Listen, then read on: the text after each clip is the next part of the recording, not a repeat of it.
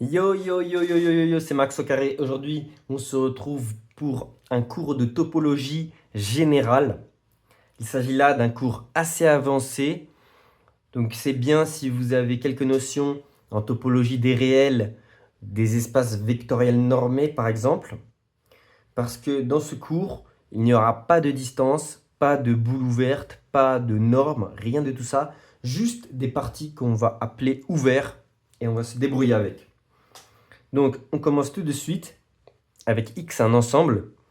Et donc, on va appeler topologie sur X, tout ensemble de parties de X. Donc là, il faut le recul nécessaire. On va prendre des ensembles de parties. Et cet ensemble de parties, il doit vérifier les propriétés suivantes. Le vide appartient à la topologie. Donc oui, c'est bien appartient, parce que c'est un ensemble de parties. Et donc, les parties de cet ensemble vont être notamment des éléments de cet ensemble, donc ce qui justifie le symbole appartient. De même, on va avoir le grand ensemble X qui doit appartenir à cette topologie. Et ensuite, on veut les deux propriétés suivantes vérifiées, c'est-à-dire toute famille d'éléments de la topologie va avoir son union qui appartient à la topologie. Et on va voir exactement la même chose sur l'intersection, à l'exception près qu'on va venir restreindre ceci aux familles finies. Et donc tout cela nous donne ce qu'on va appeler justement les ouverts de X. Ce sont exactement les éléments de la topologie. Donc dans cette vidéo, on va se donner directement un ensemble X muni de sa topologie tau. Alors quelques exemples de topologie. Par exemple, l'ensemble de parties composé du vide est dans l'ensemble X lui-même. Alors, est-ce que c'est bien une topologie? Vérifions l'axiome 1, enfin la propriété 1. Oui, il y a bien le vide. Le 2, oui, il y a bien X. Maintenant, on doit prendre des éléments de cette topologie et vérifier que leur union est bien dedans. Donc, on a plusieurs cas possibles. On a soit on prend aucun élément. À ce moment-là, c'est ce qu'on appelle la famille vide. Et l'union sur le vide, ça va nous donner le vide qui est bien dans la topologie. Ensuite, deuxième cas, on prend des familles, il y a un élément. Soit on prend le vide, ça va nous faire juste union du vide, union sur un seul élément, ça va nous redonner cet élément-là. Donc les unions sur le vide et X, pareil. Et ensuite, on aura juste l'union de deux éléments à vérifier, vide union X. Et vide union X, cela va donner X. Donc, on a bien une topologie avec cet ensemble. Et de même, oui, l'intersection, ça va être exactement la même chose, avec le fait que l'intersection sur la famille vide, ça va donner X, et le vide intersecté avec X, ça va donner le vide, cette fois-ci. Et on est bien dans le cadre de famille finie, puisqu'on a un ensemble fini d'éléments. Et pareil, vous pourrez vérifier que les parties de X, c'est une topologie sur X. C'est très facile à vérifier. Maintenant, on va aller définir les voisinages d'un point de l'espace dit topologique. Ah oui, j'ai oublié de dire qu'un espace X muni d'une topologie tau s'appelle un espace topologique et qu'on note X virgule tau, c'est dans la miniature de la vidéo. Et donc, on va dire que un ensemble V est un voisinage de X, le point X, petit x. Donc ça va être un ensemble. Donc, si et seulement si, on doit avoir ce voisinage qui contient le point, et on veut l'existence d'un ouvert, donc d'un élément de tau, tel que, en gros, il se passe exactement ce qu'il y a sur ce dessin. L'ouvert va contenir X, et ensuite, le voisinage va contenir l'ouvert. Donc, si vous voulez, voilà, on peut retenir un peu toute cette proposition sous la forme de cette chaîne comme ça. X appartient à U inclus dans V, avec cet élément-là qui doit être un ouvert. Donc en gros, ça généralise ce que vous avez peut-être vu dans les espaces métriques ou réels, avec juste la notion de voisinage, par exemple quand on parle de limite. Donc voilà, on va voir le voisinage et ensuite on va voir un truc très régulier à l'intérieur, par exemple une boule ouverte, voilà. Donc ça c'est dans le cas métrique. Et donc voilà, on a cette chaîne-là, V, un voisinage, voilà, qui n'est pas forcément ouvert, mais qui va contenir un ensemble ouvert qui contient le même X. Et du coup, on peut évidemment toujours trouver un voisinage ouvert de X. Donc par exemple d'un voisinage assez trivial de X, bah, c'est tout simplement l'ensemble grand X. Ça va bien être un voisinage de petit x. Parce que X appartient bien à grand X. Et ensuite, on va prendre pour U, eh bien grand X lui-même. Grand X est bien inclus dans X, ça marche très bien. Et de même, voilà, si on a un voisinage d'un point, on peut toujours se ramener à un voisinage ouvert. On a juste à prendre à la place du V, on prendra le U, et on a bien X appartient à U, bah oui, on a bien U inclus dans U, donc ça se passe très bien. Et là, on va venir démontrer la propriété la plus importante de cette vidéo, qui est la caractérisation des ouverts. Donc vous avez peut-être vu ça dans le cas des espaces vectoriels normés, avec voilà, pour tout point, il existe un rayon tel que la boule centrée en ce point va être inclus dans l'ouvert. Eh bien, c'est quasiment la même chose. Donc, A va être ouvert, A appartient à la topologie, si et seulement si, pour chaque élément de A, il existe un voisinage de X, donc c'est pour ça qu'on a besoin de la notion de voisinage. Donc ça, c'est exactement la partie, il existe un rayon, voilà, tel que, et V inclus dans A, et la boule est inclus dans A. Donc en gros, si vous avez déjà vu votre cours d'espace vectoriel normé, bah, c'est exactement la même propriété, sauf qu'à la place d'une boule ouverte, ça va être V un voisinage, et voilà, tout simplement. Et ensuite, du coup, on peut paramétrer X, ou plutôt l'écrire sous forme de compréhension, grand A, je veux dire. On peut le réécrire tout simplement comme l'ensemble des X éléments de grand X, vérifiant la propriété d'être un ouvert. On va venir démontrer cette propriété, et on va commencer par le sens direct.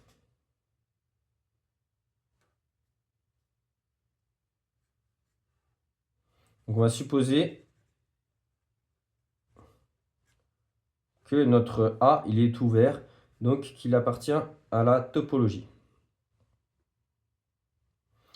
Et donc on va venir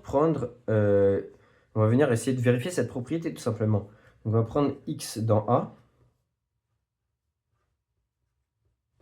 et on va essayer de montrer qu'il existe V, un voisinage de X tel que V est inclus dans A.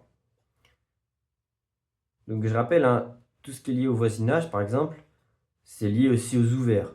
Si on arrive à trouver un ouvert qui contient X, c'est gagné, puisqu'on pourra prendre cet ouvert en tant que voisinage. Eh bien, est-ce que ce n'est pas le cas? On a X qui appartient à A. Mais A est un ouvert, puisque je l'ai dit dans la propriété juste ici. Enfin, c'est notre supposition, quoi. A est ouvert. Ben, notre voisinage est tout trouvé. On prend A comme voisinage de X.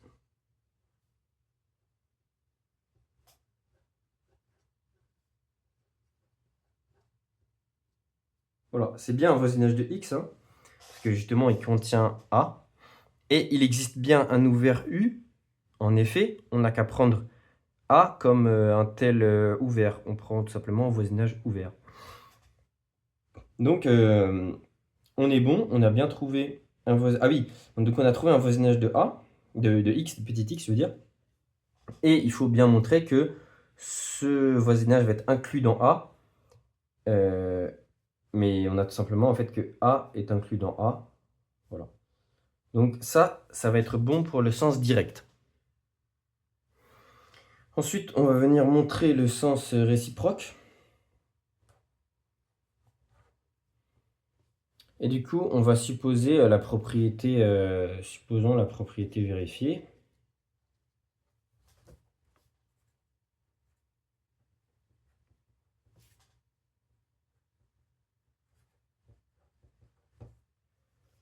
Et donc, montrons que A est ouvert.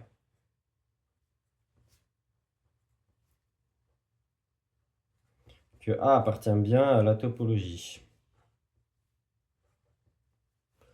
Et donc là, si on fait un dessin, en gros, donc là, on a notre partie A. Et que nous dit la propriété? Il nous dit que si on prend un X dans A, on peut trouver un voisinage de X. Donc un voisinage de X, on a dit c'est en gros un ensemble qui contient X. Hein. Donc avec la propriété en plus qu'il existe un voisinage ouvert.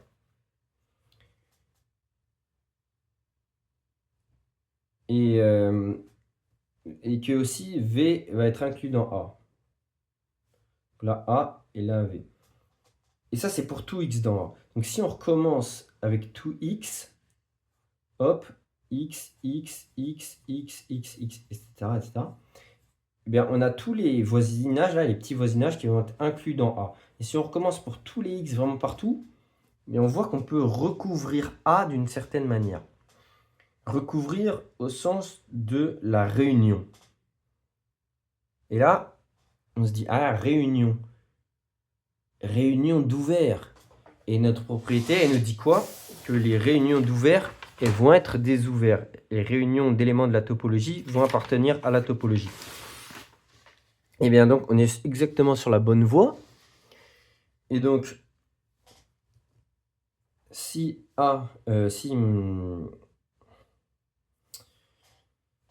X appartient à A, il existe UX voisinage ouvert de X tel que UX inclus dans A. Donc on sait qu'il existe un voisinage de X tel que V est inclus dans A. Et donc en plus, comme il existe un voisinage, il existe notamment cet ouvert U. Et donc on va prendre ce U tel que U donc inclus dans V inclus dans A. Et X appartient à U. Et donc là, une fois qu'on a tous nos voisinages ouverts, ben on n'a plus qu'à faire leur union et on va trouver A en fait. Or, l'union sur tous les X appartenant à A, dUX est égal à A, tout simplement. Donc, on va prouver cette union. Enfin, cette égalité, je veux dire. L'inclusion de gauche vers droite. Donc, si donc, Y appartient à l'union, voilà, comme ça. Donc, appartir à une union, ça veut dire qu'il va exister un X appartient à A, tel que Y appartient à UX. Voilà. Or, UX est inclus dans A, donc Y est clairement dans A. Hein, ça se voit, hein, si on est dans une boule, bah, on est notamment dans A, quoi. Voilà. Et ensuite, l'autre sens, si Y appartient à A, eh bien, en particulier, voilà, on a juste à prendre la boule qui existait pour Y. Enfin, je dis boule, mais en gros, le voisinage ouvert qui existait pour Y. Donc en particulier, voilà, pour toute X dans A, il existe X voisinage tel que X inclus dans A. Et bah, tout simplement, un voisinage ouvert de X, et bien Y, il va appartenir à un UY. Enfin, à son UY, à son voisinage ouvert qui lui convient. Et donc, ça c'est exactement, il appartient à un des UX, donc il appartient tout simplement à l'union en fait. Voilà, voilà. Et donc, comme je disais, après avoir réécrit cet ensemble sous forme d'union, on l'a écrit sous forme d'union d'ouvert, et donc les unions d'ouvert, d'après la propriété fondamentale d'une topologie, vont être des ouverts. Et donc, voilà, ouvert, ouvert. Donc, A est ouvert. Et donc, que dire de la paramétrisation juste ici? Dire que c'est l'ensemble des x appartenant à x tel que la propriété est vérifiée. Donc ça aussi, c'est pas immédiat. Je vais réécrire ça juste ici.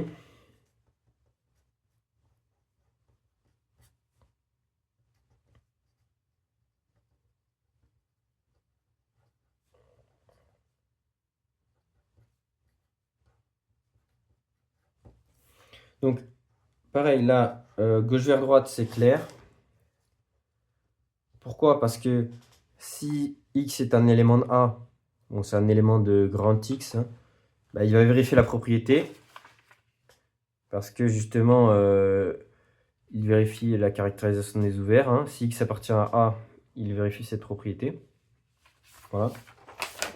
Mais c'est le sens réciproque qui est pas évident.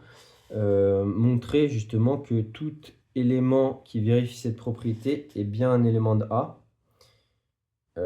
Et bien en particulier, si x vérifie la propriété, eh bien on a x justement qui va être dans son voisinage, qui lui-même est inclus dans A. Et du coup, ça nous donne bien que x appartient à grand A. Voilà. Maintenant, on va définir ce qu'on appelle les fermés. Donc ça va être exactement un peu les symétries des ouverts. Ça va être des ensembles, voilà, tels que leur complémentaire. Donc là, avec petit c en haut, ça va dénoter le complémentaire d'un ensemble, tel que leur complémentaire est ouvert. Donc leur complémentaire appartient à la topologie. Alors, une remarque, d'abord, A est ouvert si et seulement si son complémentaire est fermé. Donc ça nous donne une autre caractérisation des ouverts, donc qui est assez immédiate avec cette définition, tout simplement parce qu'en fait, on peut écrire que A, c'est A complémentaire. Voilà. Le complémentaire, c'est une involution, comme on dit. En le prenant deux fois, on retombe sur l'ensemble de départ. Et du coup, en écrivant tout simplement A comme A complémentaire, on va exactement revenir à la définition d'ensemble fermé. A complémentaire est fermé si et seulement si son complémentaire est ouvert. Ah bah son complémentaire, c'est exactement A. Donc voilà, on met complémentaire d'un côté ou de l'autre, ça marche très bien. Et donc, que nous dit cette propriété? C'est que notamment, on aurait pu définir les fermés avant les ouverts. Ah bah oui, parce que A est ouvert si et seulement si son complémentaire est fermé. Et si on reprend les 4 propriétés juste ici, ça nous dit que vide ouvert si et seulement si vide complémentaire est fermé. Donc vide complémentaire, ça va être exactement x. Pareil, x ouvert si et si, donc là son complémentaire de x, ça va être le vide. Si seulement si le vide est fermé. Donc ça nous dit déjà que le vide il est fermé et l'ensemble de départ est fermé. Donc on aurait eu nos deux premiers axiomes qui auraient été, oui, on appelle topologie sur X, tout ensemble de parties qui contient le vide et X. Donc ça n'aurait pas changé grand-chose. Et ensuite, par contre, on aurait donc on aurait une union, l'union là des ouverts, si et seulement si son complémentaire est fermé. Et ça, c'est exactement égal, complémentaire de l'union, à l'intersection des complémentaires. Est fermé. Et dedans, les UIC, donc ça, on a dit, ça c'est des ouverts hein, dans notre propriété. On prend une famille d'ouverts et on regarde la réunion. Eh bien, les complémentaires, justement, ça aurait été des fermés. Grâce à cette propriété juste ici, A est ouvert, c'est seulement si A complémentaire est fermé. Et de même, voilà, on aurait eu intersection J appartenant. Donc là, voilà, J fini, hein, il ne faut pas oublier. UJ ouvert, si et seulement si. Cette fois-ci, on va utiliser le complémentaire de l'intersection qui va donner une union.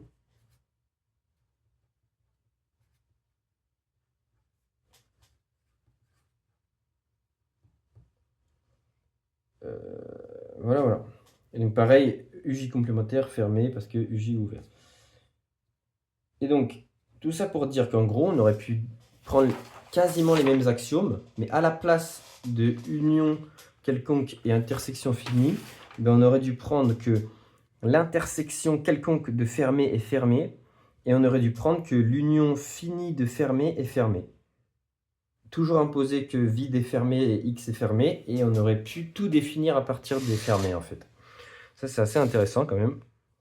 Donc le point de vue ouvert, je sais pas, c'est sûrement une raison historique, je pense. Et ah oui, attention, une erreur assez fréquente. Donc dire que A est fermé ne revient pas à dire que A n'appartient pas à la topologie. Hein.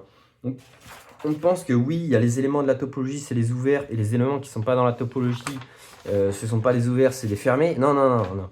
C'est pas exact, c'est pas du tout ça. Hein. Dire que A est fermé, ça veut dire que A complémentaire appartient à taux. C'est pas du tout la même chose que dire que A appartient à taux complémentaire. Hein. C'est pas du tout la même chose. Donc, notamment, un ensemble peut ne pas être ouvert et ne pas être fermé. Il peut ne pas être dans la topologie et pas s'écrire comme un complémentaire d'un élément de la topologie.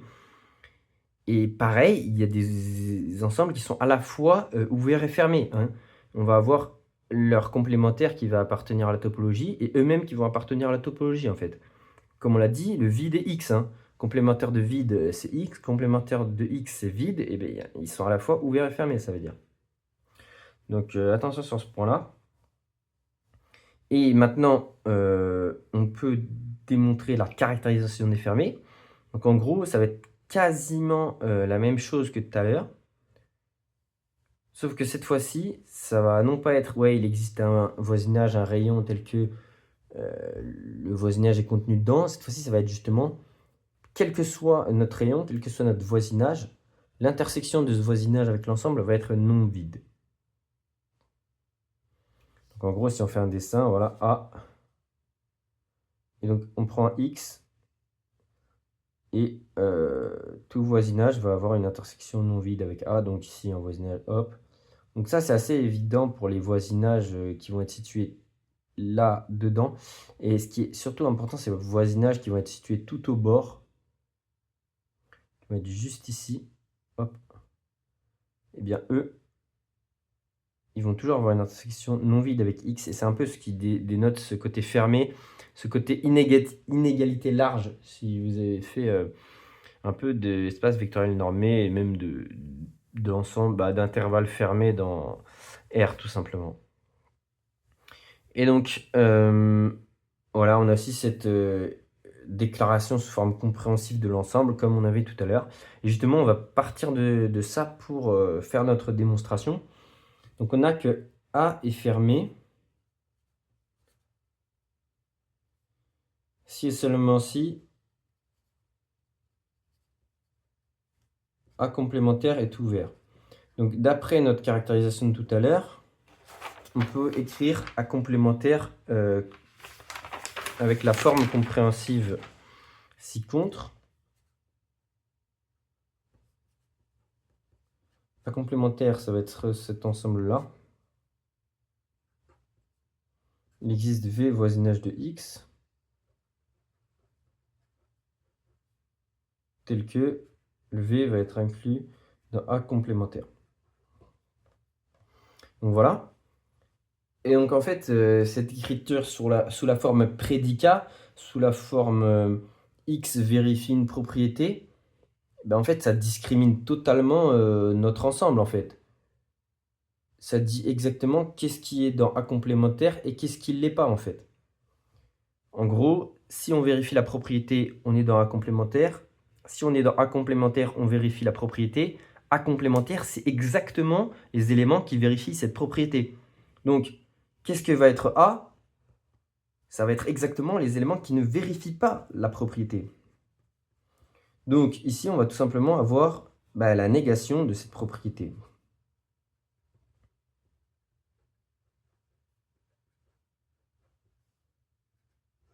Et donc là, on est très très proche de l'expression qui est juste ici. Et il va juste falloir déterminer la négation de ce truc-là.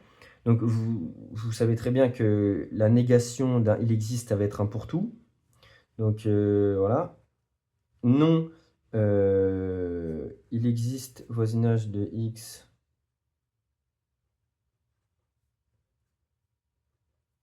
tel que v inclus dans AC. Donc ça va être exactement équivalent à pour tout voisinage de x. Et donc la négation de V inclus dans A complémentaire. Voilà, et il nous reste juste à montrer que justement la négation de V inclus dans A complémentaire, c'est exactement la même chose que l'intersection de V et de A est non vide. Donc ça veut dire quoi? On va revenir à la définition de l'inclusion. Donc pour tout x, il y a déjà un x. Pour tout y appartenant à V, y appartient à AC. Donc ça, c'est équivalent à quoi? C'est équivalent à il existe y appartient à V, tel que y appartient à C.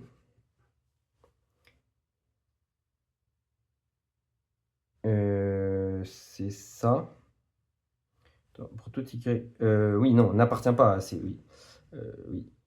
Donc oui, j'ai dû nier ça. Ça veut dire que justement, pour tout. Donc voilà, nier l'inclusion, en gros, c'est. Là, il y a V, là, il y a A complémentaire. Et si on dit que c'est pas inclus, justement, voilà, c'est ça que ça veut dire. On peut se représenter très bien sous forme d'ensemble.